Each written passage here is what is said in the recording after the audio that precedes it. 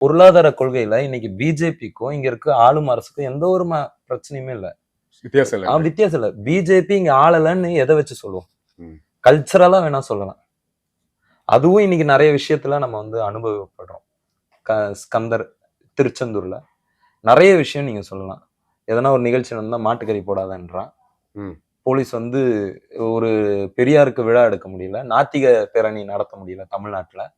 RSS பேரணி நடத்த முடிய தமிழ்நாட்டுல நாத்திகர் பேரணி நடத்த முடியல. ஆனா இங்க வந்து நம்ம வந்து ஒரு நான் பிஜேபி கவர்மெண்ட் ஆட்சி பண்ணுதுன்னு சொல்றோம். இங்கேயும் முஸ்லிம்கள் வந்து போலியான வழக்குகள்ல கைது செய்யப்படுறாங்க. அப்ப நான் என்ன சொல்றேன், நேரடியா இல்லைனாலும் செயல்பாடு வகையில பெரிய வித்தியாசம் இல்ல.